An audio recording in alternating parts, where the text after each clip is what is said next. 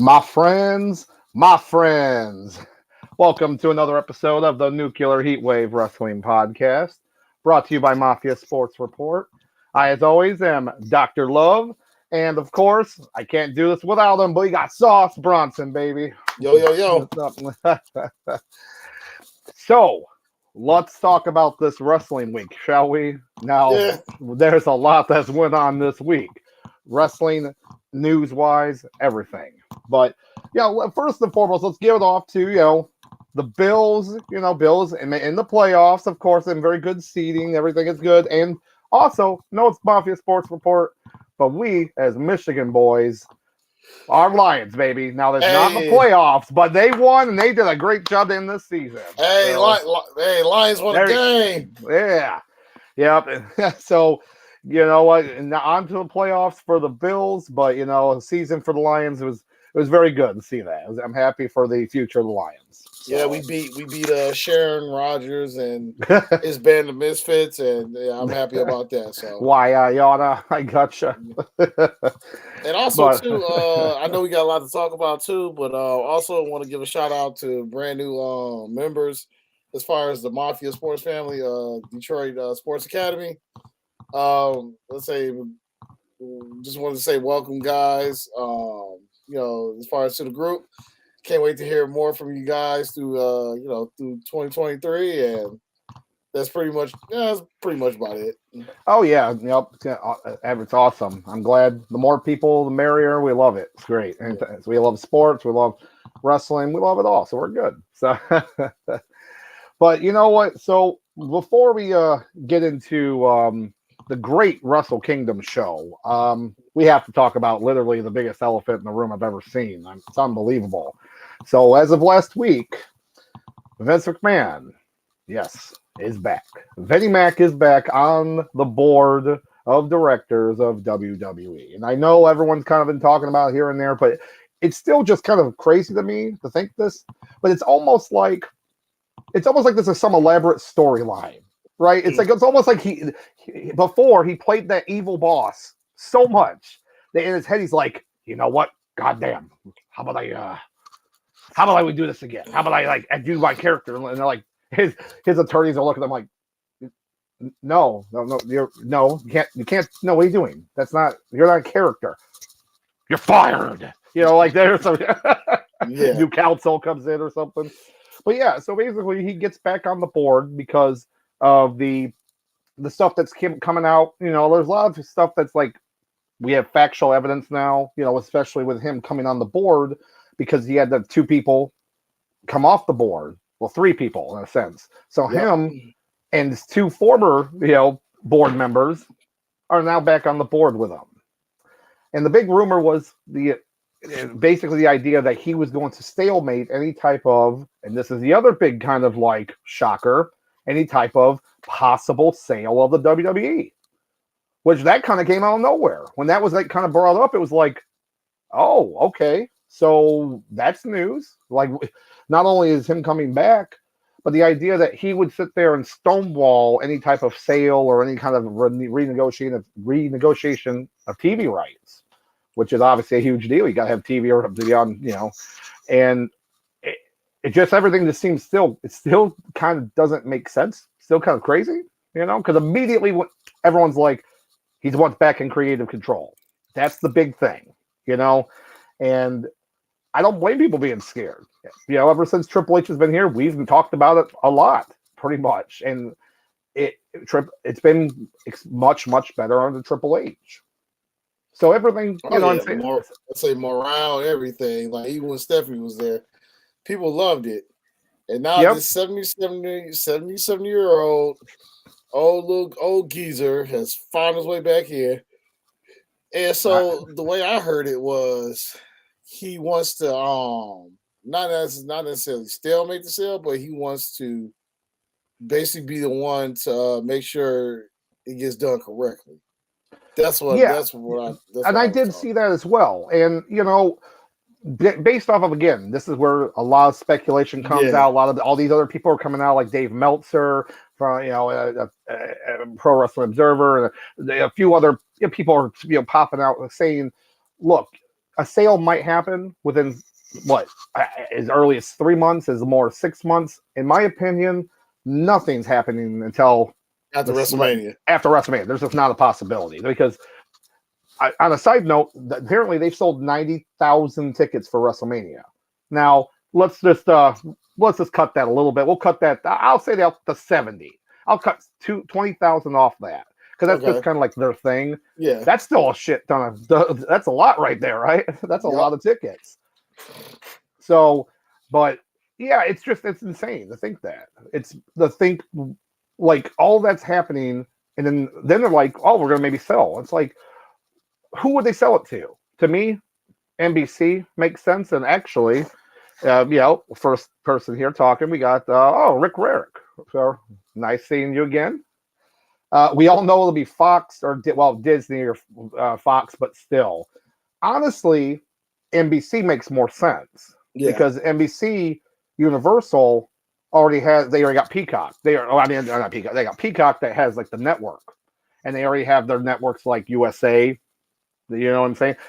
To me, it makes more sense. Now, yes, Fox has SmackDown, but that's it, right? Yeah. So, I mean, Disney has the money. I just don't think it's in their interest to do it. I don't think it's like the wrestling's like not even in their radar, in my opinion. Yeah, because I'll say this, and I'll say this on record: if Disney buys WWE, I will stop watching WWE programming tomorrow.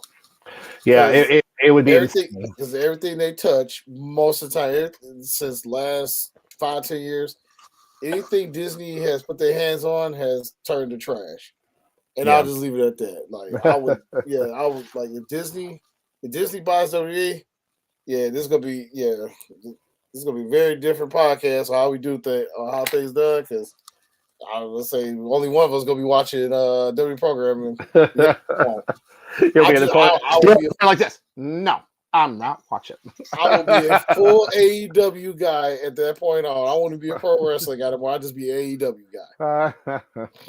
But what I heard, the rumors was, what was it? Fox, NBC, Disney, and also the Saudis. Yeah, I've seen that. I almost look at that like it's just a troll type venture type thing. I honestly, because it's like, no, that's not going to happen.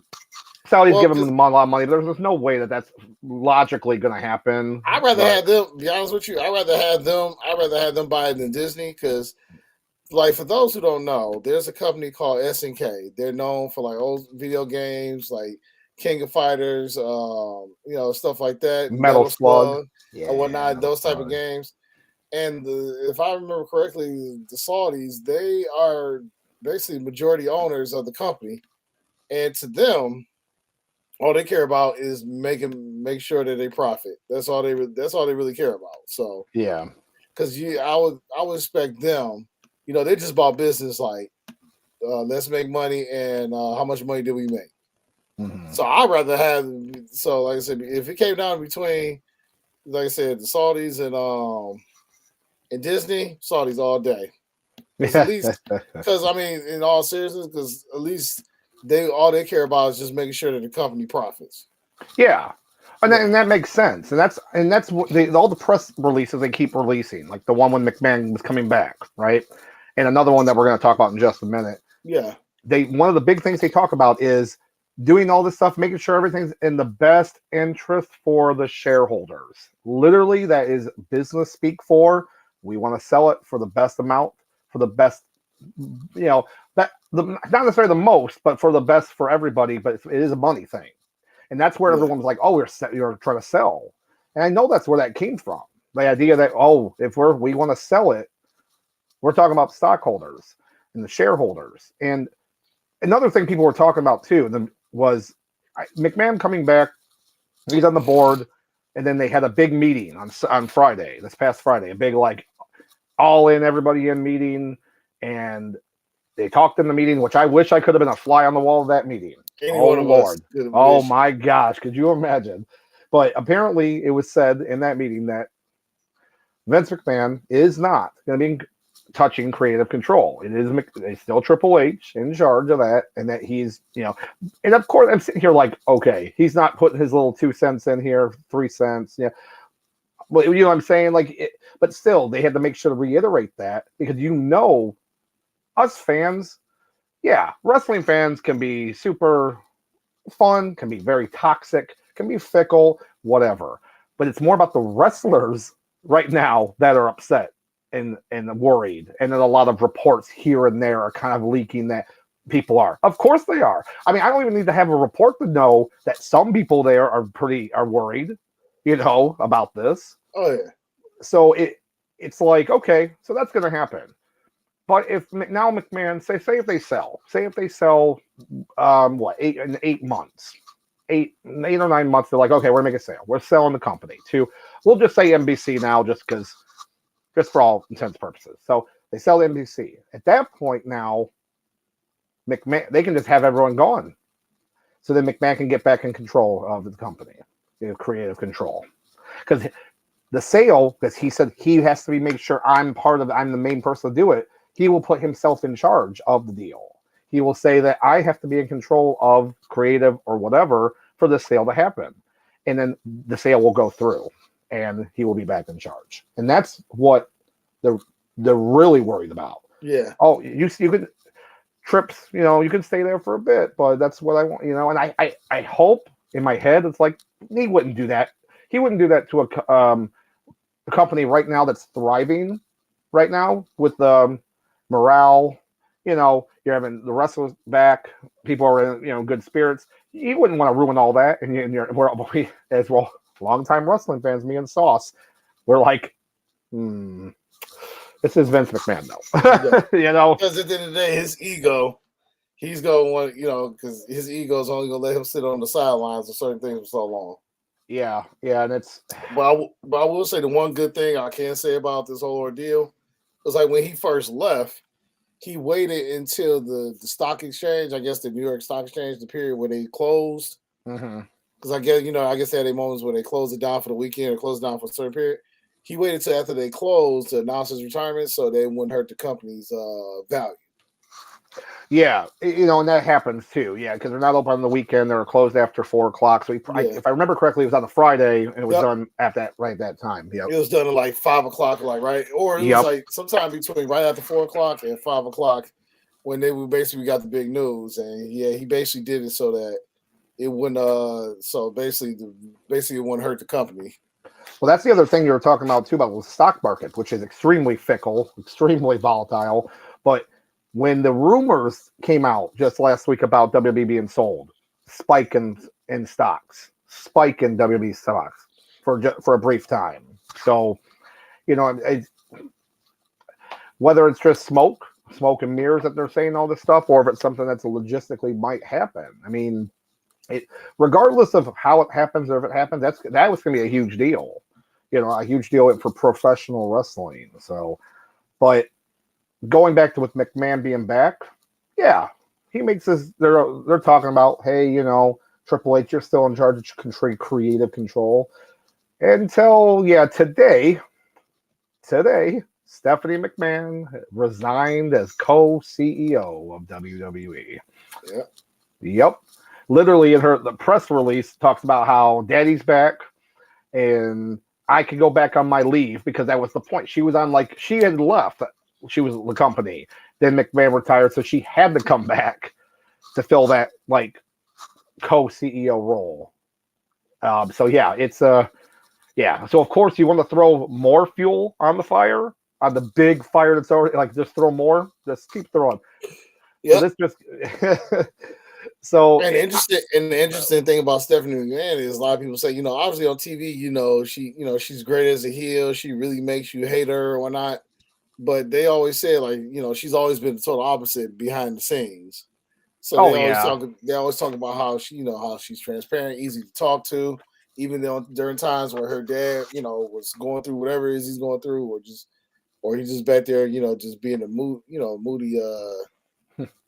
just a moody, as far as being moody and just difficult to talk to or deal with. Then you had Stephanie that was there that they could talk to. Yeah. So. or whatnot. So yeah, it's gonna, like you said, it's gonna be interesting to see what happens. Gosh, I'm just still trying to wrap my head around it a little bit. Honestly, it's just, but we just have to kind of at this point. We just gotta keep moving forward. We got a lot of stuff with this year in wrestling. Obviously moving forward till the Royal Rumble and then WrestleMania and onward. But yeah, it's always going to be in the back of our heads. Like yesterday, for example, you had Monday Night Raw, and I had again there at this point you're going to see a lot of the similar things happen on Raw and SmackDown get set up for Royal Rumble, do long-term storytelling for WrestleMania, stuff like that. So apparently, I didn't watch Raw live. I did watch it a little bit later, so I could fast forward through some stuff, which usually a lot of commercials, all that kind of stuff, but a lot of people were like online, oh, well, it's so boring. This is just the same old Vince stuff. Vince is back in charge. And I'm sitting here like, come on, no. It was literally just like the same kind of Raw we've seen, and they're just pushing some storylines forward. If anything, on Raw, they had Judgment Day show up against the Usos, and they're challenging them for the belts like the first time. Yeah. When Usos there, and I'm like, that's cool. That's cool to see that. Like, that's something different, but they're pushing the Alexa Bliss storyline more, and full value on that with Uncle Howdy and Bray Wyatt.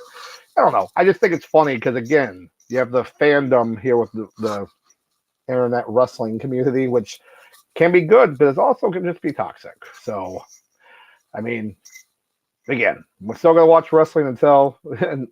And like I said, until Disney buys it, then no. And I stand on that. Just like I stood on the Lions, only winning 5 games, they won 9. I still stand on those 5 wins. Yep. And wait, and then who said they won at least 8 games? Okay, internet. I just want to let y'all know that this man did say back in July, early August, the Lions was going to win 8 games. He did say this. I had to work for it though. When we were 1-6, I'm like, oh, I'm done. Oh God, I'm done. I'm not winning this. This is also the same guy 9 years ago who had full faith in the New Day, because I sure as hell didn't.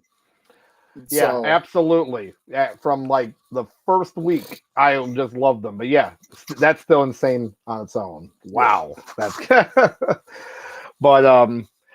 But yeah, just as of right now, we just gotta kind of, as fans, just kind of move forward until official information comes out, like today.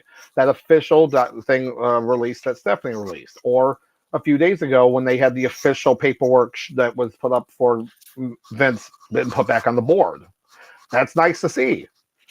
We're not speculating. This is actual documentation, black and white, that's been publicly released. So instead of just so much chatter and so much rumors about everything. So until we get solid information, I'm not going to worry about a sale.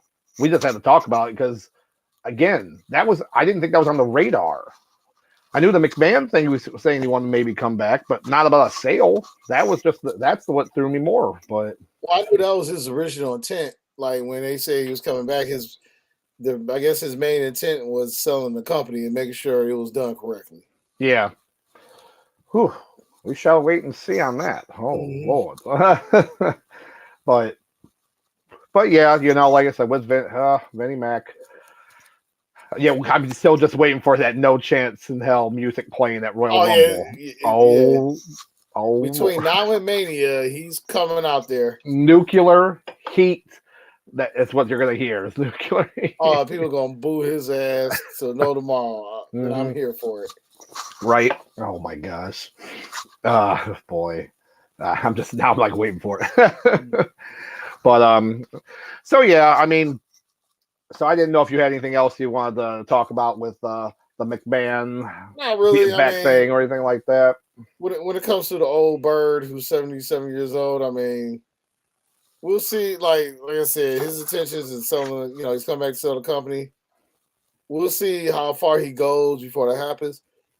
Like you brought up an interesting point about how he may put in stipulations. Well, I need to be in charge of this, be in charge of that before the sale goes through. Yeah. So we'll see how far the old buzzard's ego goes before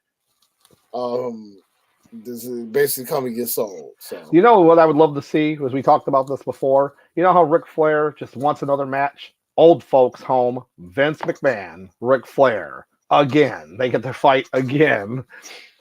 Because I mean, that's what's funny. If you remember back in 2001, at the day after Survivor Series, so literally you had the Alliance, you had WCW Alliance Invasion, and then Survivor Series happens and it's over, right?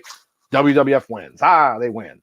Monday Night Raw, Ric Flair shows up and says that I'm actually half owner of WWE, and they had that storyline go on for a little while. But it was just, again, another thing that makes me laugh. They wait to the day after the Alliance to bring Ric Flair in. And then it was a great storyline. And I'm just in my head, I'm like, oh gosh, this is what this is. This is what's gonna happen. Oh my gosh. But have them wrestle again, old folks home, Get the wheelchair back out. McMahon's been in the wheelchair several times throughout his career. Get the bedpan out. You gotta get the damn bedpan. All of a sudden, you see somebody. You hear. I'm here to show the world, but it's not Dolph Ziggler. It's Nick Gage. He comes through and make sure it puts both those men out of their misery. Oh my gosh. I would love it if he was actually dressed as an orderly pushing him in the wheelchair and he had a mask on and then he rips the mask off and it's like, what's up? I can take it. I'm here for it. Oh my gosh. But you know what? Book it. People would actually watch that. People would pay money to see that. I pay good money to see that on pay-per-view. Oh my gosh. Would that be called like the death of Ric Flair or Vince McMahon? And then like no, it'd be called the final Ric Flair show. The final. I know, right? Oh my gosh. I just in my head now I'm thinking about The Wrestler.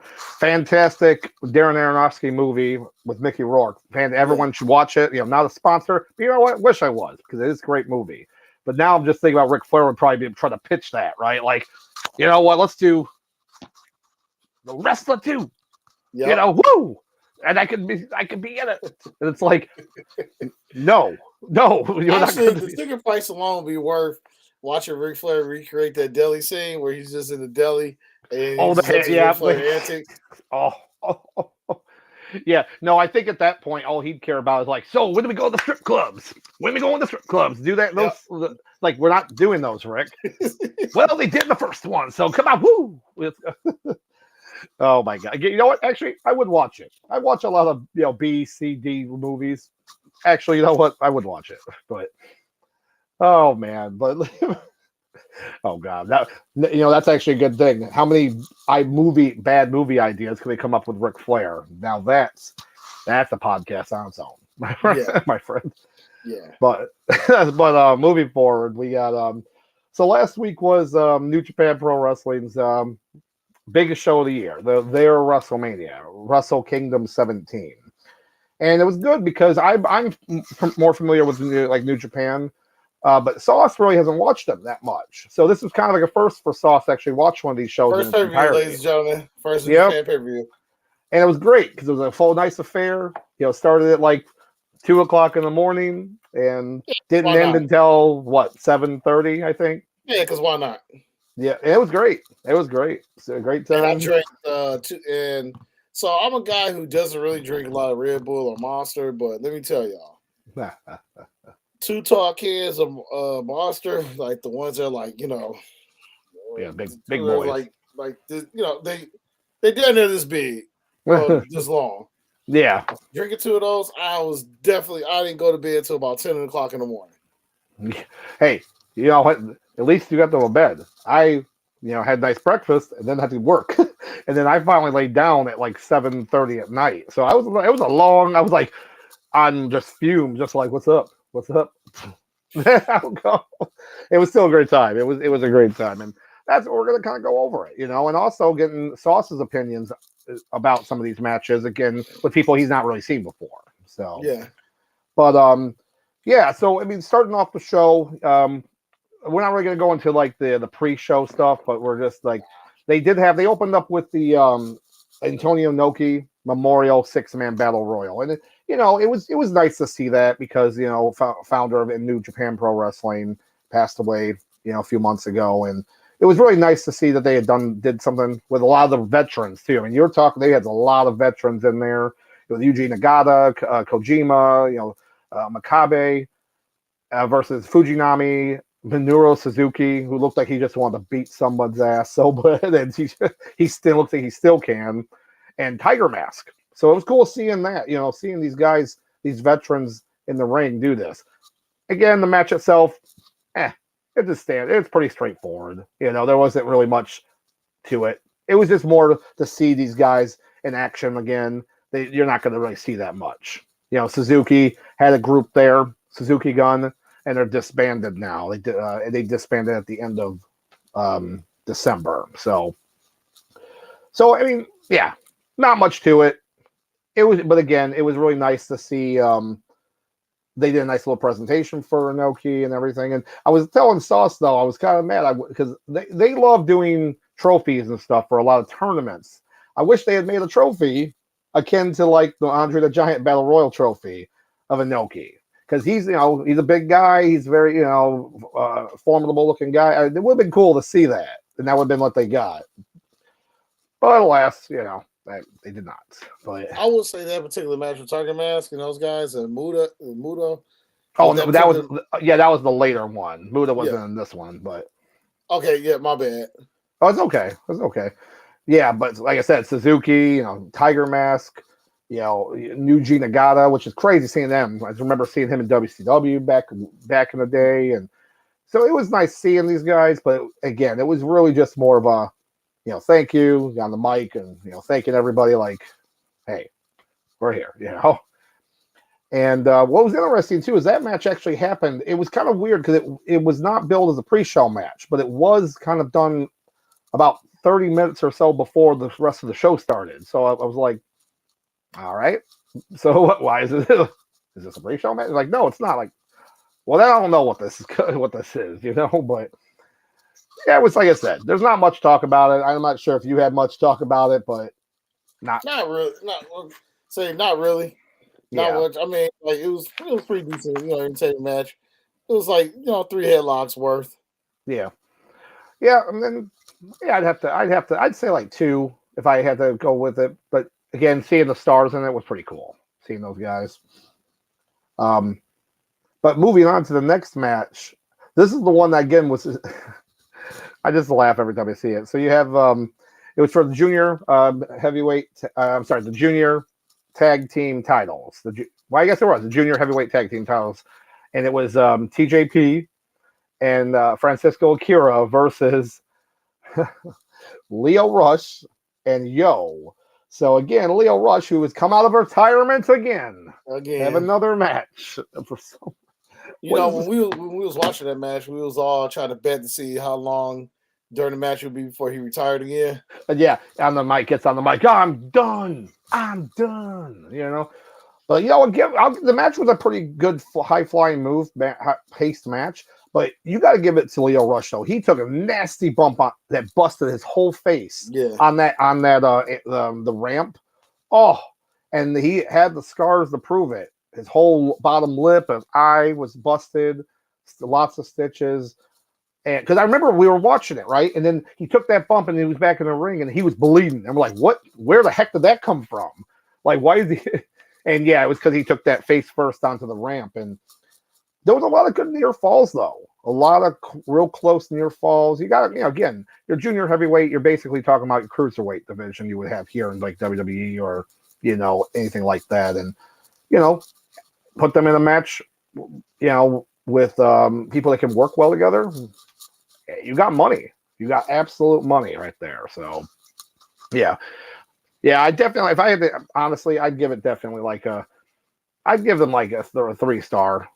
I'd give them like 3-star. I was going to say 2.75, but get out of here with that 7.75. Nah.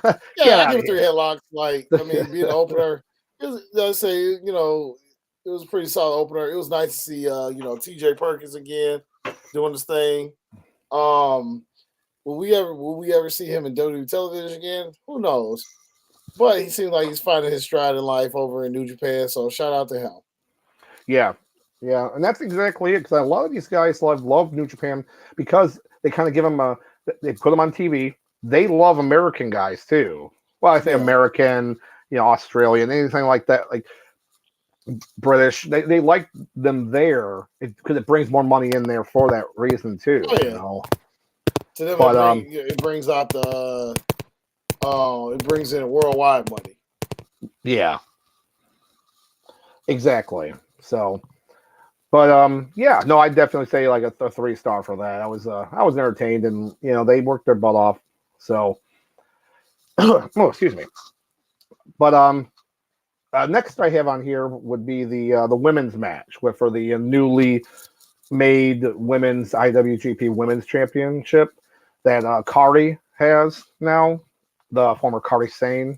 Yep. And I'll tell you right now, it was really cool because she has the same gimmick, right, that she had before she came to WWE and WWE. And they just, again, with New Japan, especially Wrestle Kingdom, they do entrances right, man.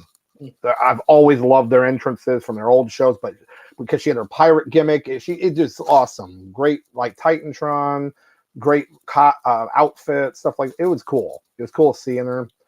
And Tam Nakano was good. It was good. It was it was a good match, good old hard hitting match, but a little short. But there was a reason for it. There's definitely a reason why it wasn't that long of a match. And obviously, the match was good. It was good seeing them work well together.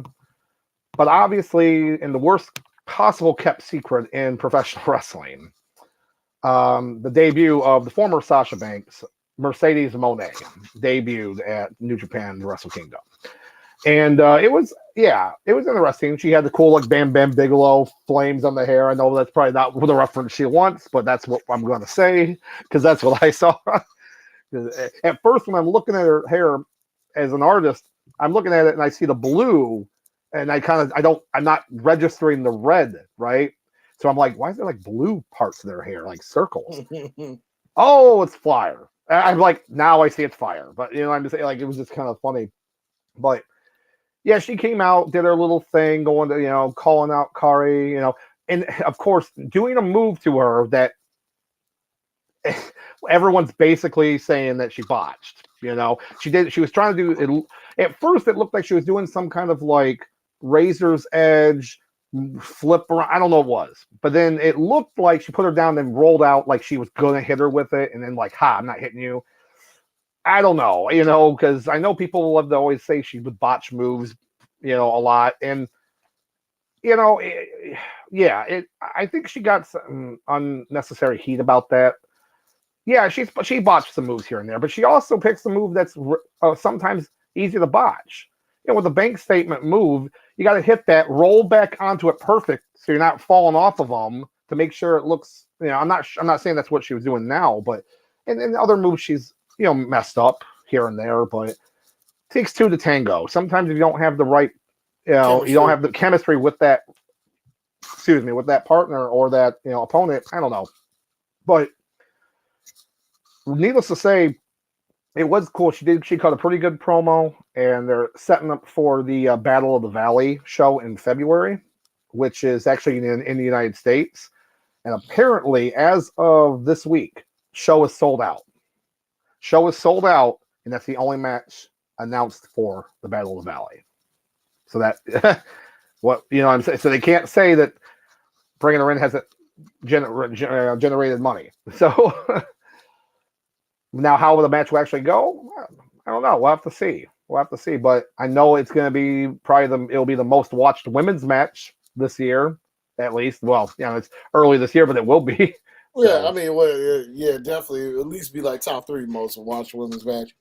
And apparently, I read or heard somewhere that match that took place at the Tokyo Dome was like the first women's wrestling match that took place in like over almost like 30 years. Yeah, insane, right? Absolutely insane. I've been watching Red Wrestle Kingdom shows. But because they never had a women's championship. It was they always had worked through Stardom and everything else. Yeah. But it's still crazy. You wouldn't have like a showcase match or something. Yeah. But yeah, it seems nuts when they do have a lot of matches on their card that they couldn't fit in women's match here or there. But That's going to change now. Now you're going to see more of these matches happen on these shows, and now that they have a dedicated the women's championship, which again I love the design because it actually harkens back to the original New Japan Pro Wrestling World Championship, and that's what I liked. I thought it was really cool. Adding the stars for the side plates was a nice touch for Stardom.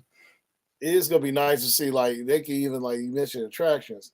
So it would be cool, like, they could bring in, wrestlers like Lisa Marie Varon. Yeah. They could bring in, maybe you can bring in a Trish Stratus out there. Oh yeah, definitely with the money they have there, they could at least bring them in just as like you said, a showcase. You can even see like Victoria come in there. Yeah, Victoria, cool. Lisa Marie. You said I'm sorry, you did say. I was going by her TNA name. But no, it's all good. Or what's the other one? I was just at the tip of my tongue. I know she just retired, but maybe Jazz could come out of retirement match and do the showcase on New Japan. I'd like to see that. I mean, hell, Gail Kim. Yeah, I could see that. Basically, who's like considered one of the greats.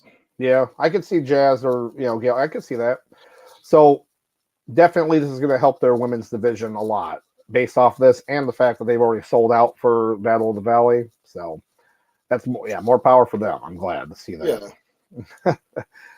But it was kind of funny though, because again, everyone was talking about like, hey, she's going to be there. She's in Tokyo.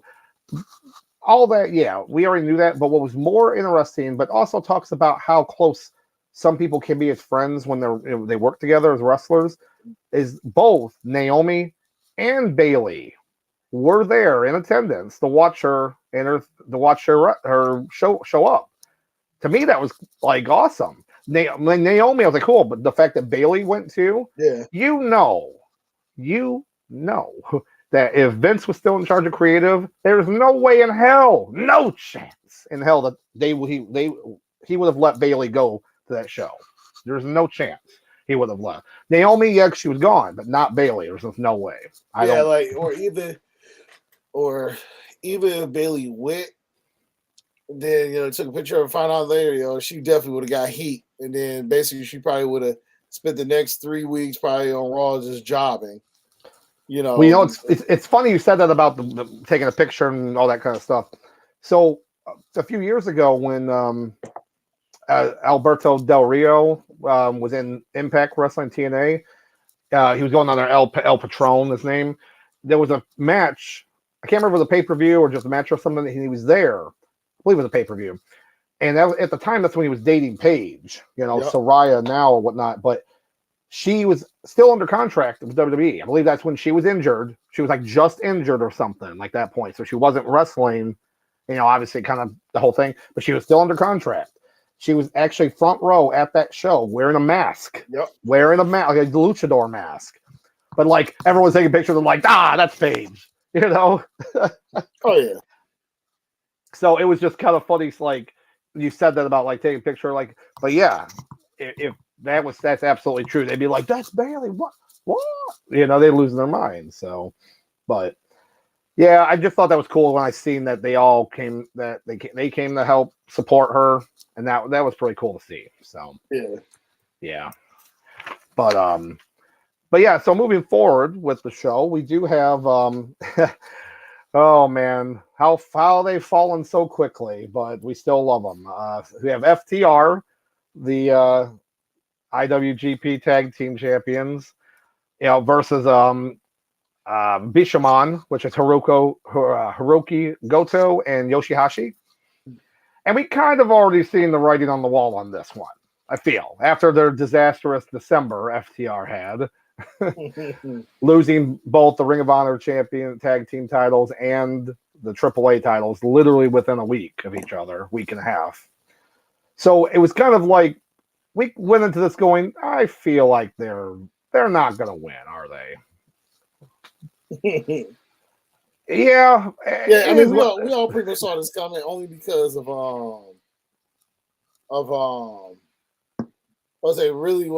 they just lost it. They lost the ROH belts. Well, I'll say before that, then they lost the belts, other belts on AEW. Basically, every time at that point, for like the last month, every time FTR was on some type of show defending the belt, they was losing it. So it was like if it walks like a duck, if it talks like a duck, FTR losing. Yeah, and I love again with the rumors and everything with the internet. Everyone assumed like, well, they're losing all these belts. That they're going back to WWE. I'm like, they're not going back to WWE. Yeah, I don't think so. No, I mean, if anything, they would maybe sign a contract with AEW. Unless they get in the game first. Of course, they have to get in the video game first, right? But fight forever for FTR. But yeah, no, I feel like they're not doing that, but a lot of people just assume they were like going to WWE for it, but it is what it is. I think with FTR, they might be just taking a break because I know. Well, apparently I was just doing a little recap. Apparently, Dax, he's got some type of injury going on that he's been working through. So some type of a back or I believe they say the back or butt injury. That doesn't surprise me though. So many wrestlers will work through those injuries because they have big pushes like that, knowing that you take time off. That means you're not on TV, you're not pushed. So yeah, and we live in a time now where because the internet, it's not like the old days. It's not like the old days where if you took time off, on TV, then your spot was gone and you just be forever forgotten. We live in the age of internet now where you can take time off now and and not have to worry about losing your spot. People are, if you need to talk to the fans directly, there's ways to do it. So probably like I said, they just my speculation, even before I found out that he might have been possibly injured, I just feel that my speculation was they probably just wanted to take a break. They just needed to take a break. And maybe one of them might want to just do a quick little singles run on the independent scene for a minute, maybe, who knows? So yeah. But overall overall for the match itself, I will say that as far as that match goes, I definitely gave it 4 out of 5 headlocks. Yeah, it was definitely a good match. It was again, what can you not say about FTR? These guys are definitely going to put on a show, and it's with pretty much anybody. Whether you want a straight technical match, whether you want a double dog collar match, whether you ladder match or anything like that, they've got this. They've got it, and it was good. It was a good match. Again, unfortunately, kind of predictable about the finish, but doesn't change the fact that how the match was still a pretty good match. So, well, at least in this match, we didn't have to see Dax sit there and figure out how to put a chain on his head for like. Oh 5 my minutes. gosh! That was probably one of the. That match was good too. That was one of the worst spots I've ever seen. Like, just hold it. Just hold it on your head. Right? What are you doing? Just do like everybody else do. Just wrap around your hand. Go for the top rope smack and keep it moving. Oh my gosh! I listen, like I understand they're trying to be a little creative, but like sometimes the landing just doesn't always stick. No, not really. No. Well, Darren Waller just lost his chance. I mean, they had the NXT Championship match and he lost. So. Say what? Oh, breaking news! NXT breaking news. I wish we had that. Breaking news. The sun still shines. Death of taxes, I guarantee, and Braun Breaker is still champion. Oh yes, because tonight was NXT New Year's Evil, I believe, right? Okay, so you're saying that Grayson Waller, who won his chance at the Iron Survivor, just had it now. Yeah, and he lost. They had it at the which was weird. I had a feeling that he wasn't going to win because no way in the world they'll put a title match at 9:00, 8:55 on the 2-hour show. Yeah, just for him. No way they'll book that just for Braun to lose. Yeah, that's ridiculous. Yeah. They wouldn't even wait to do because they have their show in February, the Vengeance Day show, which is, and I'm shocked they didn't wait to just do it then. But it's what it is. All that for nothing for him, and so he will be now de-pushed back down. Yeah. But he had it was kind of a small chance he was going to win anyways. But I did see before getting on here tonight that someone else showed up on NXT. The modern day Maharaja, Jinder Mahal, is now on NXT now. Yep. And then when I cut on the TV, Veer Mahan and his other buddy, they was doing a little tag match, and Mr. Maharaja popped up. I was like, good for him. He's still WWE. I forgot he even worked here. Good for him. Right? So that was kind of at this point, I know we're getting off track, but at this point, when it comes to NXT title, when it comes to NXT Championship, just give it to Drew Gallagher at this point. Just put it on him. Yeah, I know, right? I mean, it seems like they have no idea. Sean doesn't have no idea who to put it on. Or hell, maybe give it to William Regal's son since he's there now. So I still think they, JD McDonough and Tyler. Well, here's actually a good point.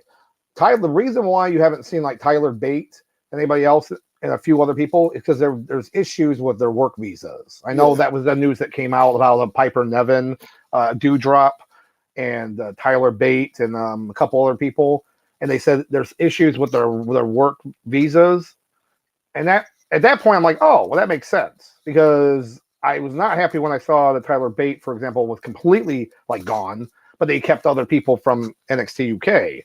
So, but no, Tyler Bate could easily be there. JD McDonough, Dragunov. Again, even Donovan Dijak, who I know they're pushing him now. He had a match tonight. Yeah. But so they have options. They have options for at least for secondary matches, not just one and done. Like have a little feud go. Everything eventually. I'm sure everything will work itself out. Eventually, it's just just a little time. I agree. So. But but getting back to New Japan, but I like the breaking news. So anytime you got breaking news, just boom, pop it up there like this. So yeah, in that match, I'd have to give it. I'd give it a 3.5 out of 5. 3.5 out of 5 headlocks for me for FTR and versus Bishamon. So, but yeah. But moving forward with the next match, this is the one that I remember our group was a little like, I think we were split on this match. We were split on a few of them now that I think about it, but this one, I'm like, we were kind of split. Well, we were kind of split. I was in the minority on this one, but Zack Sabre Jr. versus Red Narita for the television title, New Japan television title. I'm not gonna lie. Any of my belts, my scrap belts I've been working on, would look better than what their belt. I still stand by that. I'll give one of my cardboard belts here. All cardboard. Listen, leave that belt alone. It looks like old school television. That's what made it look great. Well, that's the funny. It's funny. Yeah, that looked good when Ring of Honor did it on their television title, and they had like the little box with the bunny ears and stuff. Oh, that was cool. I'll give you that. But all right, enough with the belt bashing. Off of that. But so you had Zack Sabre Jr. versus Ren Narita, and I followed Zack Sabre Jr. for a while, so I was happy to see him in this match. And I mean, these guys are good. They didn't disappoint, And you got to remember, Zack Sabre Jr. He's a big guy. He's a tall guy. It was the kind of disparity in the size difference when you see these two guys together. But yeah, he still moved like a cruiserweight, though. He still moved pretty, agile, and I liked it. But what were your thoughts, Sauce? Because again, you don't really watch New Japan, so these are all different new people for you. Well, watching these two guys, I did enjoy the match. There was a lot of stiffness going on, especially as the match went on. Like these dudes was literally just trying to beat the hell out of each other for the most part. But I feel like the match. One thing I will say about New Japan, I noticed, it almost feels like you're watching a boxing pay-per-view or like a UFC pay-per-view where it's everything feels like there's really isn't a whole lot of like fluff in between matches. It's like when one match is done, the other one's going. Or not like the way that they structure all these matches. It really feels like you're watching like a Showtime event. A Showtime boxing event or just pay-per-view event like on Showtime. Yeah. But with that being said, thought the match was pretty solid. Once again, I give it 3 headlocks. Like the match, the way it started off kind of slow, but like I said, the way these two men was just beating the hell out of each other, I was all for it. And as a fan, as somebody who barely knows anybody on in this promotion, like I just went in as a fan, just expecting to be entertained, and these two men did their job, and shout out to them. Yep. And that's why I like your opinion on that because you don't know them, so you're like, show me what you got. Yeah. Show me what you've got. So, yeah, I'd have to say, I'd give them a 3.5 headlocks. Yeah, 3.5 for sure. But yeah, moving on with the show, we do have the match. They basically set this up months ago, which is crazy to think about. But you have the current never open weight champion, Carl Anderson, again, currently in WWE with Luke Gallows, defending his belt against Tama Tonga. And again, it just still seeing this happening was just still crazy, 3 days before with Pro Wrestling Noah. So then you had, we talked about that last week with Shinsuke Nakamura being at that show facing the Great Muta. So it's just cool seeing it. But yeah, Carl Anderson coming out, huge and, really big there in New Japan. He loves being there. He's been working there for years, and it was just cool seeing him. It's cool seeing him match. And Tama Tonga, he's been around for a while. And with his brother Hikilo, who, by the way, Hikilo, massive guy. This guy's like 6'9", and he can actually move. He can actually wrestle. So, of course, news reports came out like WWE's interested in Tama Tonga and Hikilo. I'll tell you right now, 5-6 years ago, if someone said that Tama Tonga, like they'd be interested in him, I'd be like, no way. Like, because Tama, he was always like for New Japan for life. But it might be different now. I don't know. He might want to go. But as for the match, though, the match was good. It was a good, straightforward match. Again, I know you've never really seen Tama Tonga in matches before, but it kind of reminds you of like the Samoans, like you would see of the Usos, or something like Solo Sikoa, or even like a younger Roman Reigns, a little bit younger Roman. Like it's just he is in a sense technically better, but he got a lot of he's pretty good. It's funny how his storyline's a little different now. It really is, with how he was so hot at one point. But it looks like we do have another chat here. It looks like it's from Jay Stone. Jay Stone. What's up, guys? Well, what's up to you, Jay Stone? Thank you for joining us. We always love people talking and chatting with us and listening to us talk about wrestling, Hey, shout out to Jay Stone. Yes. But I would say, oh, go ahead. No, you go ahead. So as far as the match goes, like this is probably the match I cared about the least going into it. And Carl, as far as Carl Anderson, he came in playing the heel, working the crowd a bit. And I know, once again, Japan, the crowds in Japanese crowds is way different than everybody else because they looking at, they kind of treat it like the opera when they go to watch these events. But for the most part, I'd give it about 2 out of 5 headlocks. Like the match was decent, did what it was supposed to do. Basically get the belt off of Carl Anderson, and that's basically what the match was for. Yeah, and it goes kind of similar to with the FTR match. Mm-hmm. Yeah, you pretty much knew he was losing the belt, but he wanted to wrestle for it. He didn't want to just vacate it. He wanted to be able to wrestle, and I'm glad that they let him be able to do that at Wrestle Kingdom. And that's because of how much he's wrestled in New Japan and the working relationship he has with them. So, yeah, the match itself was just pretty standard. So I'd have to say I'd give it like a 2.5. 2.5. But you're right. It was pretty standard match. I personally just like Carlson, like the Good Brothers a lot. But, yeah, nothing really special on that. Nothing really special. And, yeah, it is what it is. So, but it looks like we do have another thing here on the stream, on the chat. So, Jay Stone again. So, what is your thought on Vince McMahon coming back? I saw on the other one. So, we did talk about that a little bit in the beginning of this. But basically we can kind of go over real quick on our thoughts of a little bit. Yeah, shocked but not shocked. You know? Well, yeah, like basically my thoughts is as long as he comes back and just does business, stays away creative, sells the company to anybody not named Disney, I'm here for it. Just stay away from creative. You did, the man was a hell of a genius, back in his day, but that day expired back in 2014, and yeah. So as long as he stays on the business side, doesn't put his hands on creative, it is what it is. Yeah, I have to agree with Sauce. I mean, if he,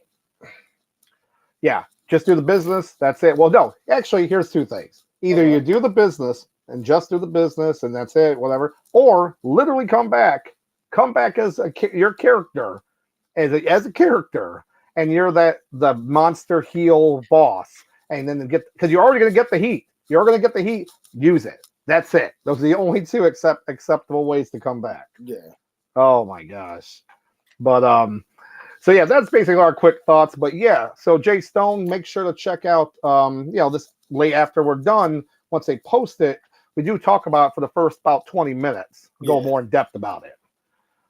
But see what else we got. So what about with all the new injuries? Well, there's good and bad news. The good news, Seth Rollins is not injured. He showed up on Raw yesterday, had his crutches, and then he threw them aside. And was like, I'm not hurt. Just a work. Just a work, which I'm glad, because if he really was gone, that would have but the bad news is, as you mentioned, yes, AJ, that is rough. And judging by what he's already mentioned, he's probably going to be gone for 8 months. 8 months, because, he said no surgery, but he said it's the worst injury he's had, and he'll probably be out the longest. And even with that being said, like, it sucks, but it kind of doesn't suck. Like, it sucks.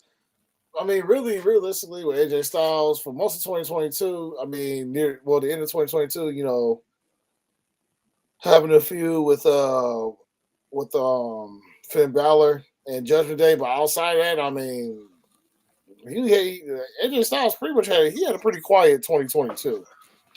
So, I mean, it sucks he got injured, but it's not going to kill his momentum. So basically, he can just chill, for the most of 2023, and then come back and, obviously, he comes back, the crowd, will accept him with open arms again. But for the most part, I don't feel like it's not that much of a total loss for him, because it didn't really seem like he was really pushed for anything. So, Yeah, I agree, because if he was actually like the title picture, world title picture or something, it'd be way different. But he really wasn't, right? So, but it looks like Jay Stone, thank you again. We always love hearing from you guys. I'm happy to see Cody back, but I really miss Matt Riddle. Well, Cody's not back yet. He'll be back. He is heavily rumored, allegedly.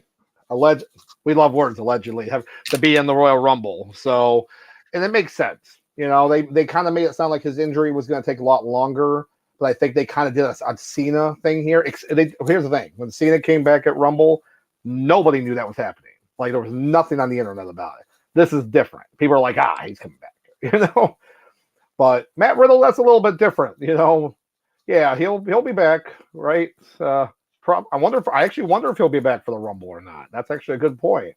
I can't remember if he was 30 days or 90 days. That's a good point. Yeah. See, I can't remember either. So he'll either be back for the Rumble or he'll be back in time for WrestleMania. So there you go. Well, either way, he'll be back pretty soon. Yeah. Yeah. So I mean, as far as the Riddle comes back, I mean, hopefully he just redefine his character a little bit, because this whole Randy Orton thing that he does, to me, it's kind of cringy when he does like the whole, what's the name? What not, like all these tributes he has to do for Randy Orton.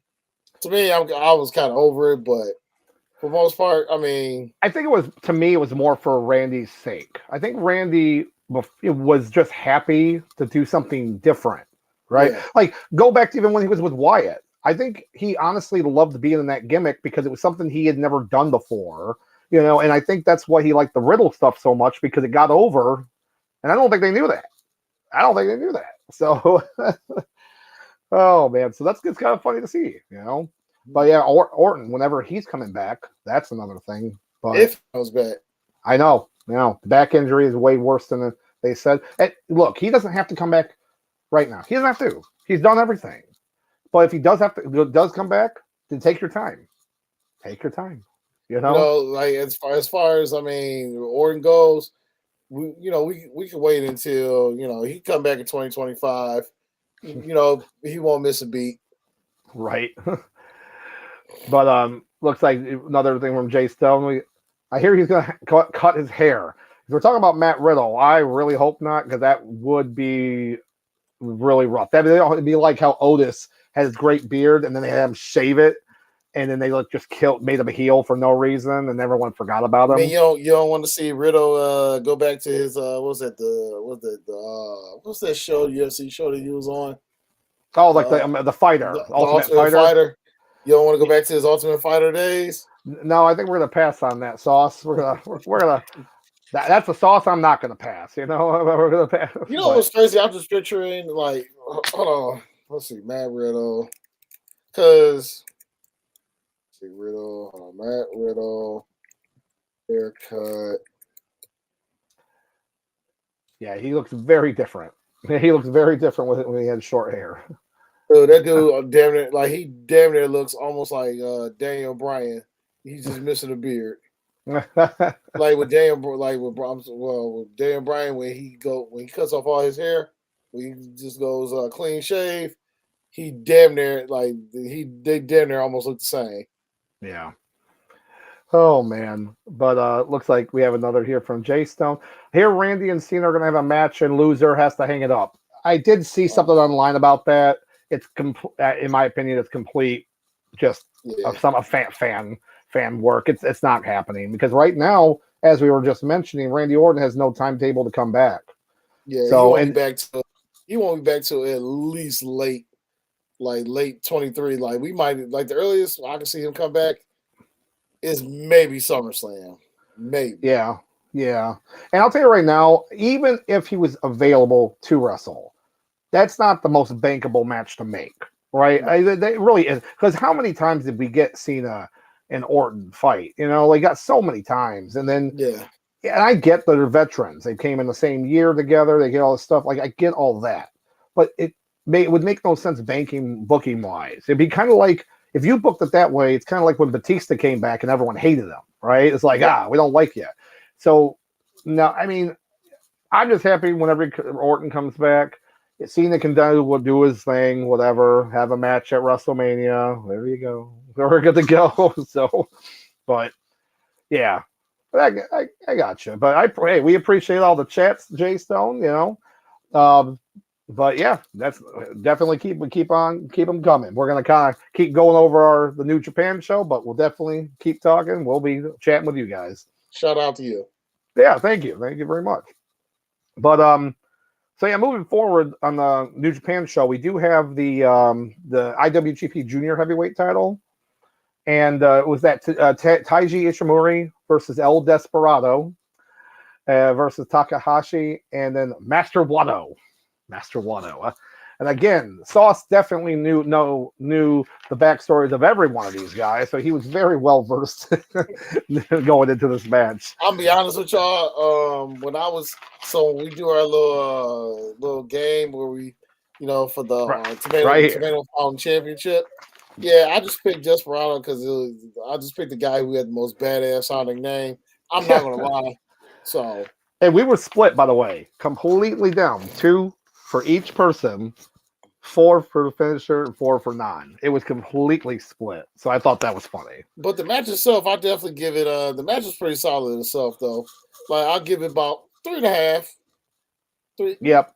Oh yeah, 3.5. I'd say I'll give it a 3. Again, the chaotic nature of a fatal 4-way type matches just doesn't lend it well to unless you have great communication. So it's what it is. But it was good. It was still a good match. And honestly, because I didn't really know these guys, not really too. I really didn't know much. I knew Takahashi, and I knew a little about El Desperado, but I didn't really know much about the other guys. So I was like, I don't know. So one of these guys is going to win, and who knows?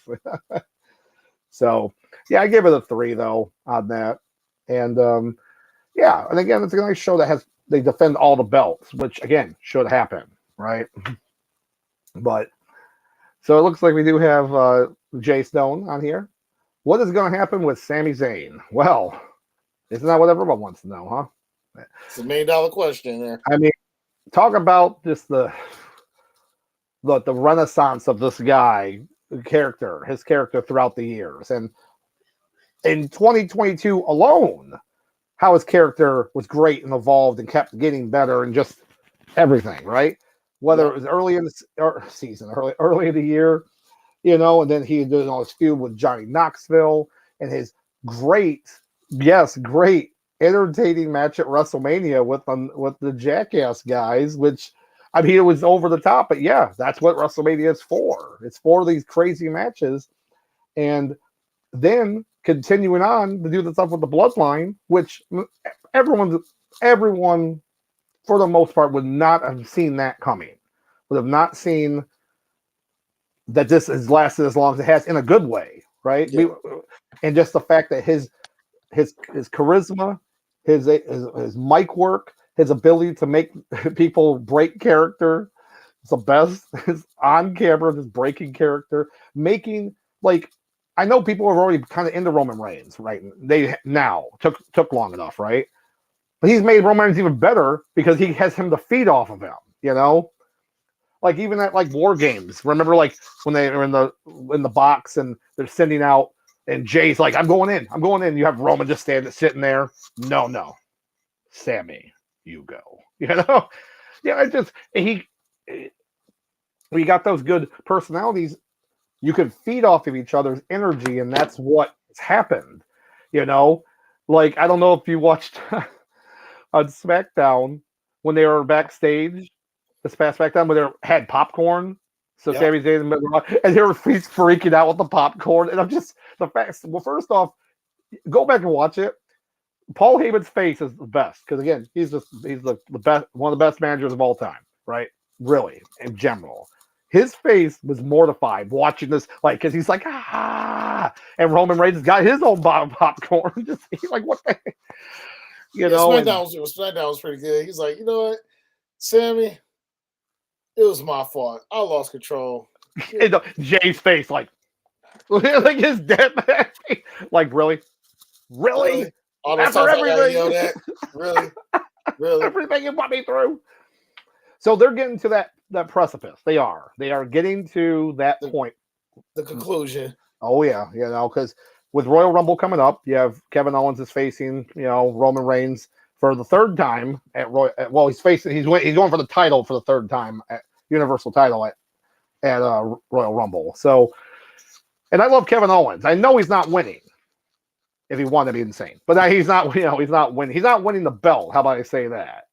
It'd be crazy if he won by DQ, right? Because technically, Roman wouldn't have been pinned or submitted or whatever. They could keep that whole thing going. That would be crazy. I'm calling it out. I'm calling it out before we get back to New Japan. You heard it here first. Sami Zayn versus Kevin Owens versus Roman Reigns, night 1 for the Universal Championship. Oh, it's like it's Chris Pratt from Parks and Rec. Like, oh, that's the thing. Sami Zayn's win the Rumble. Oh my gosh! Like, what's funny about that?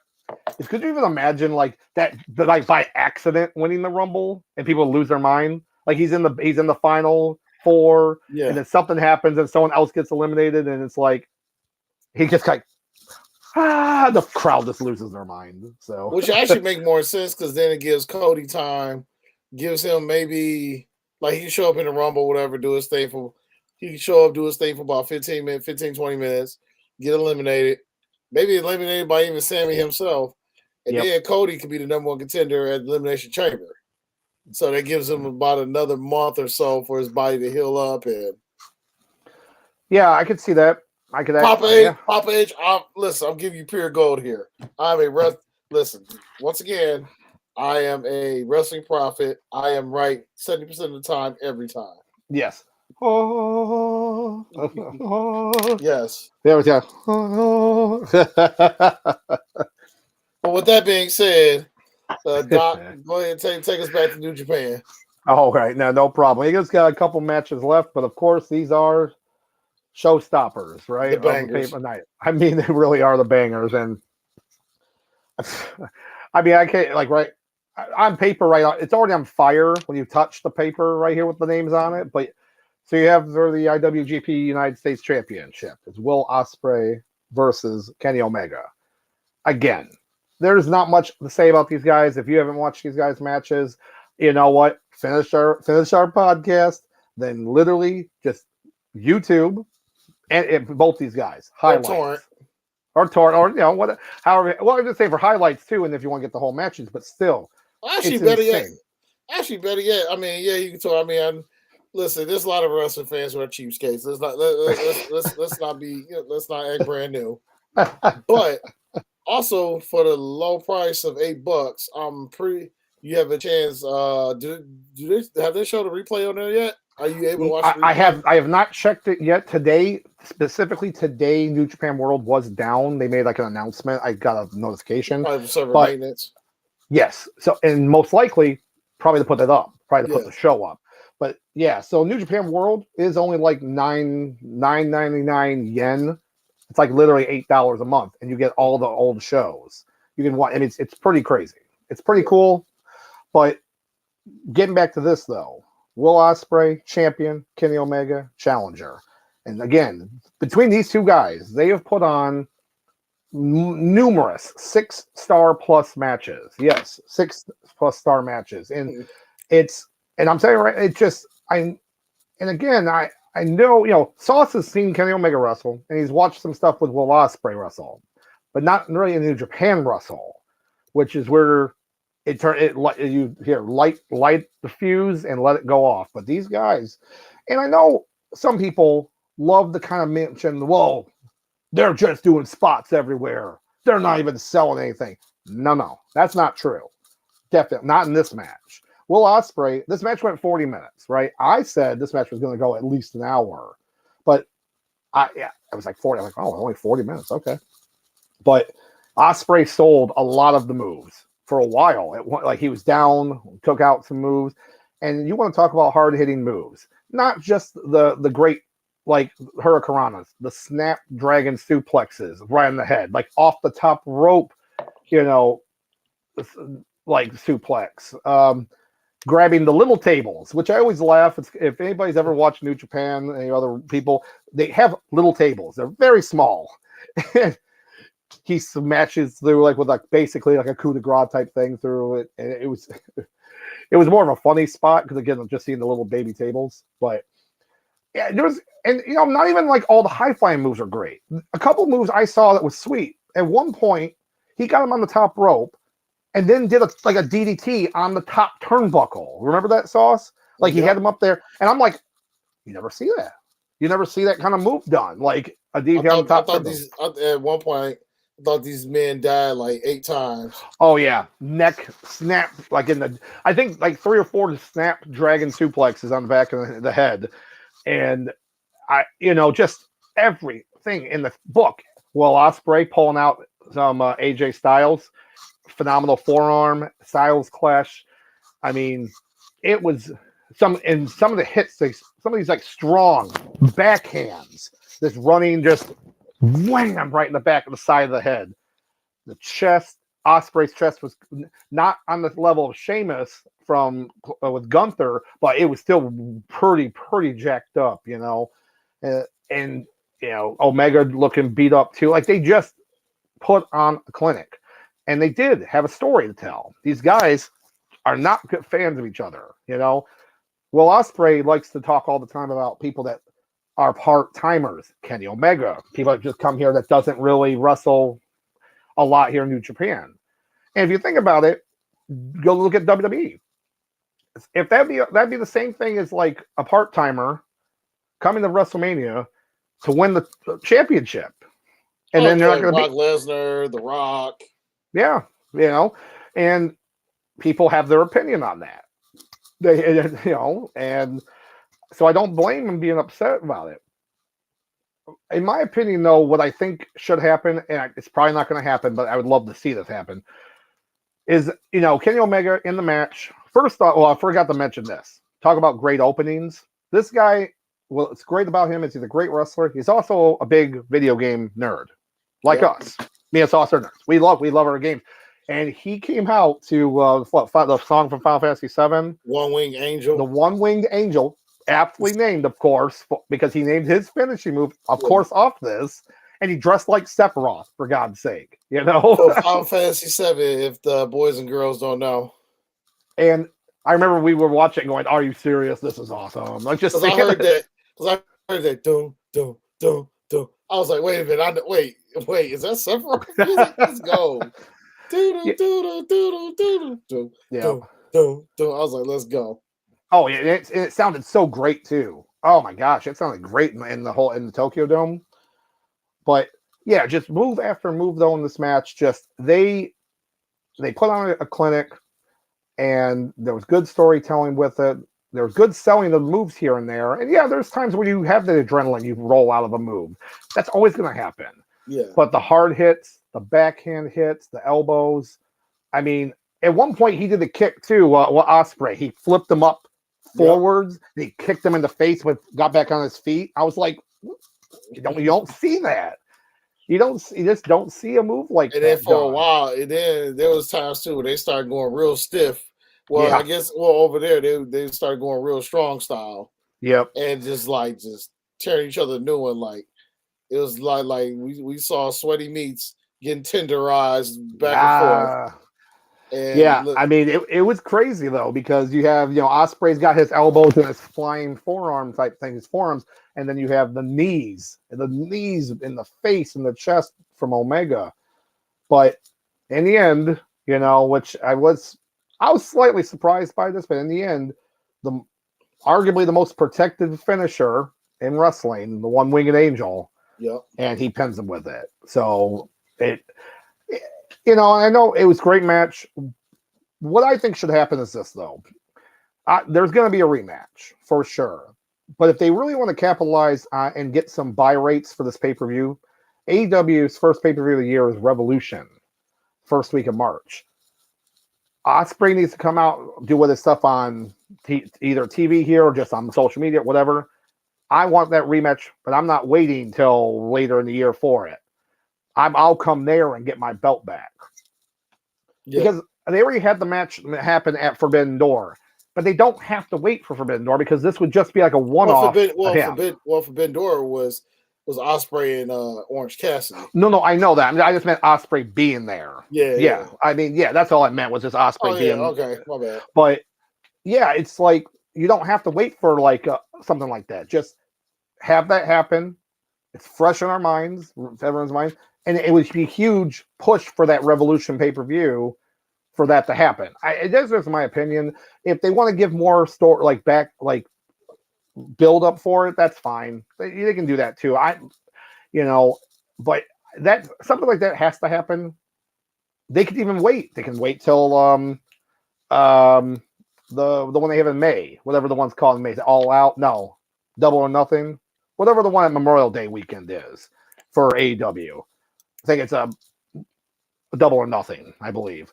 They can do it then. There you go. Have some build up for it. But as for a rating for it, I was given the business about it, but I have to agree with them this. I'm giving this match 6 headlocks. Oh man, we doing 6 headlocks? Yep. Because I have to give it 6. Yep. So, this now is this would be the first 6 headlock match rated on Nuclear Heatwave Wrestling Podcast. So you said you trying to figure out you said the March pay-per-view for AEW, which is Revolution. That's Revolution, but I'm saying in May and around Memorial Day, it should be, I think, Double or Nothing. Okay. Yeah, they put theirs around holidays. Like All Out was around Labor Day, and then, like I said, All Out there. Yeah, so they kind of put them around the different holidays like that. So I think they could set that up for a rematch with Ospreay. and do it there. Now, if they want to do it in Japan, I get that too. But I think if Tony Khan was smart, just saying, that he would negotiate to make that match happen here. Or if they end up doing the Forbidden Door 2, then that has to be on Forbidden Door 2 because Omega couldn't wrestle the Forbidden Door last year because he was injured, So either way, that has to happen, and that'll tear it down again. So, but overall, yeah, this will be the second time in our podcast history I will have rated a wrestling match 5 headlocks, and it's definitely this one. Yep. So, to all the promoters out there, the bar has been set for 2023 as far as the match of the year, and this is gonna be a tough one to top it. We're only in January. We're not even middle of January. We were 4 days into January. 4 days January. And we're talking right now. We're talking match of the year. Yeah, we still got another 12 months. I'm sorry, we got 11 months and 4 weeks to go. So, from the wrestling promoters, the ball is in your court. Yep, absolutely. Oh man, but yeah. So moving on, we do have a main event here, which it's kind of funny. And again, this match, if the other match wasn't on here, is a fantastic match in its own right. But when you have it's after seeing Ospreay and Omega, and you're like, oh my god, we got another match, another good banger. But yeah, so you have the reigning champ Jay White for the World Championship versus Kazuchika Okada in his, I believe, the 9th main event at Wrestle Kingdom. He and deservingly so. He's a great wrestler. He is. But the problem is New Japan relies on him way too much. They look at him to the fact that it's hard to say Super Cena at his height is literally is how they're treating him, how he was always treated. Like Super Cena never lost to anybody, always beat everyone all the time. That's how Okada was treated. So if he, at one point Okada, there was the Intercontinental title separate, then he had the heavyweight title. He didn't want to go after the Intercontinental title, so they just merged the titles with the world title and created the belt they have now. The belt. Yeah, pretty much the World Heavyweight Championship. And Jay White gave him business too. Other great promos on in person, on social media, and everything about how he called him out for refusing to defend belts, or the belts against wrestlers and such. He was supposed to face Jonah, who's Bronson Reed in WWE. He was supposed to face him. That would have been a sick banger. Refused to wrestle against him. And this was not recent. This was like a little while ago where he was still there. That would have been a great match to watch. But alas, it didn't happen, So regardless though, this is a good match. It's a really good match. Okada, he's a great wrestler. Jay White, he's a very good technical wrestler, and these guys have great chemistry, But what were your thoughts though, Sauce? Again, seeing a couple guys that you really haven't ever watched, but of. 2 guys that I'm not really familiar with. I did find it funny that they as far as with Jay White, throughout the match, he just kept yelling, calling him a coward, and yep. And I was wondering about. So it went back in Forbidden Door when I saw Okada wrestle for the first time. I was like, "Really? This is where everybody goes crazy over?" And then I realized. Then I start to learn that a lot of his matches he starts off slow. It's like a slow burn until it's like an escalation until you get to the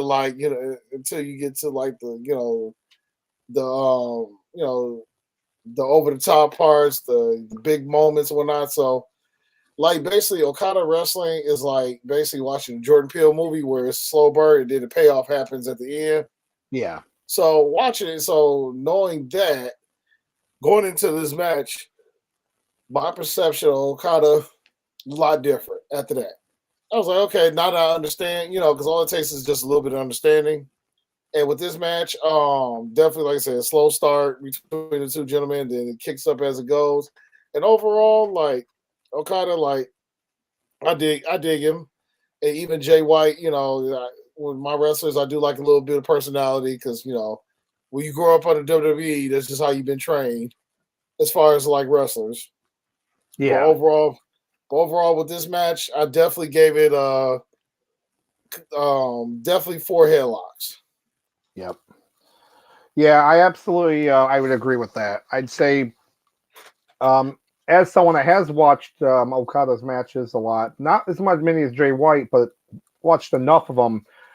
It was good. It was a really good match, but it was, it's definitely not on the top level of what Okada can produce with them. So it was kind of sad to see Jay White win, or Jay White lose, because as I mentioned before, Okada's won the belt.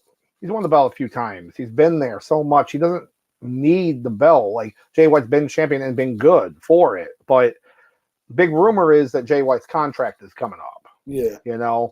And there's big rumors again, from the internet world that, WWE and AEW are going to be looking to sign him, bidding more to sign him. And it's like, to me, it's going to be up to Jay White. Would he rather probably get more money from in the short term with Tony Khan, or actually probably be utilized better with Triple H and WWE? So it's going to be up to him. Or if he ends up just not going, doing his own thing, like FTR, like what we were, what you were saying, like maybe just take some time off. It just depends, but it is still sad. I wish he had, held on to the belt for a little bit, but until, I'm not gonna lie, that's going to be my hopeful goal for next year, Wrestle Kingdom, New Japan. Listen, we don't want Okada in the main event. No. Okay, don't let that happen again, because that'll be like 10. You've only had like 17 and he's using 9 of them. Okay? What the heck? So maybe somebody else. But we'll see on that. But yeah, so again, as we were watching this show, it was about 7:45, and then it was like, and the show's over. Like, okay, guys, morning time, let's go. And we went out and had a good breakfast, me and Sauce, and that was a good time. And then, actually, once again, shout out to our buddy Scout for hosting. Yes, yep, thank you. With us, dealing with us. So shout out to you. Yep, absolutely. And yeah, it was a good time. And but it was I've watched the shows too before, and like the late night, and you just gotta be prepped for it. You gotta be prepped for their late ass shows, but but it was a good time. And now we just push forward to which I'll be hosting at the end of the month with the Royal Rumble, and of course we already know it's always going to be a crazy time anyway. It's a good time with that. But with this crazy week that we've had, Sauce, there's a lot of people you can choose from, but who would you have for Heat of the Week? Heat of the Week, actually, we're going with Darby Allin. Absolutely. It's kind of cool about that. It's really funny, actually, because we were just talking about Darby Allin a few weeks ago, about how maybe separating him from Sting, let him do more singles matches, and he held the TNT title for a while, and then wins the TNT title for a second time. I thought it was a really good move to do that. It was cool that basically they let him do, they let it happen in his own backyard, where his hometown. Yeah. Because, in WWE and Vince McMahon's logic, when you go home, you basically leave the event on your back. Mm-hmm. Basically, you lose. Yeah. So, but AEW's been different, where they say, "Well, you know what? We are going to put the title on you. It just happens to be in your hometown. So, listen, just go out there, do your thing." And the rest will set itself. Oh yeah, and he did that crazy spot, that Jeff Hardy-esque spot off the top of the ladder on the ramp, and I'm like, oh my god, this kid's gonna kill himself. Yep. But that's what he did. But it was really cool. To me, he's like the modern day Crash Holly. Shout out, may rest in peace, Crash Holly. But that's what I get from Darby Allin. Basically, he's just a modern day Crash Holly. Yeah. Who's very, just like Crash Holly himself. Both guys, they know how to get over with the crowd. And with Darby Allin, he's definitely, to me, he's the modern day people's champion. So, so shout out to him, the TNT champ again. And hey, here's to a good 2023 for you, Darby. There you go. So what about you, Doc?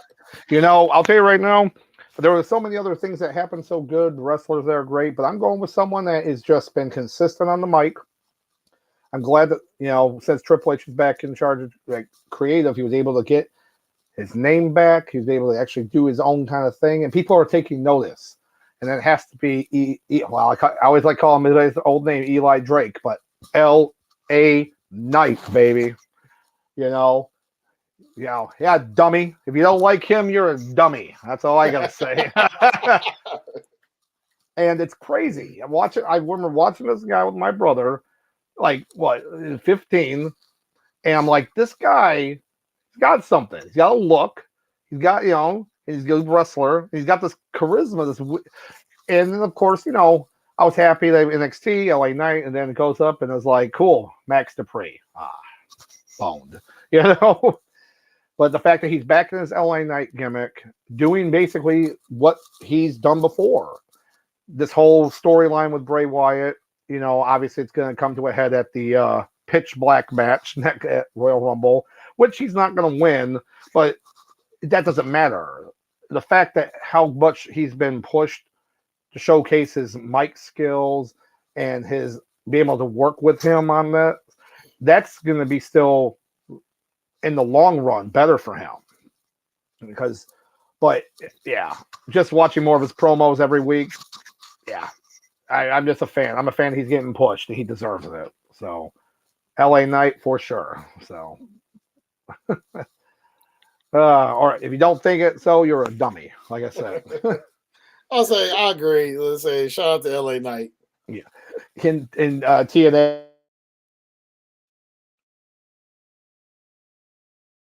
Okay, it looks like we lost Dr. Love for a moment. And he had oh, you there? Yeah, I'm still. I'm here. Okay, now he just went back out again. He's breaking up, but a little technical difficulties, but okay, he's back. Oh, all right. I'm here. Yep. But yeah, he had a little button that said dummy. That was the best part. It would be like,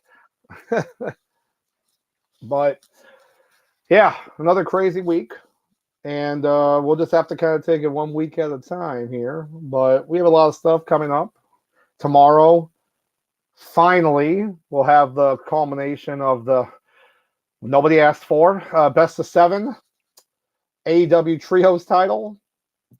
Again, nobody asked for best of 7. Not one person asked for that. Yep. But we finally get it. We finally get the end of the line. It happens tomorrow. And there you go. We can see what happens. I'm like crying because I'm like, it's finally over. It's finally like, and give Kenny and the boys the belts and let's move on with our lives. Yeah, exactly. You act like they're not going to get the belts, right? Okay, come on.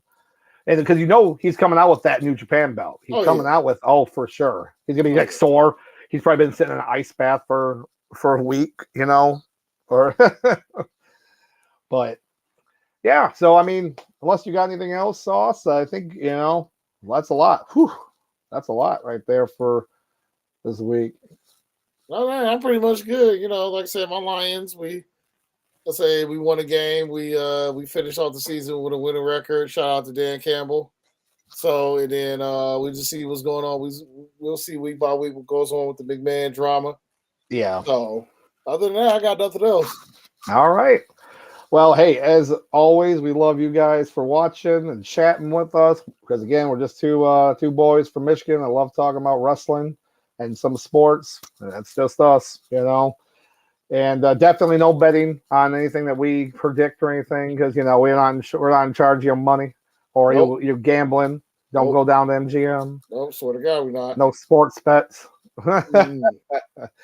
Not a sponsor. Not a sponsor. But as always, I am Dr. Love, and this is Sauce Bronson.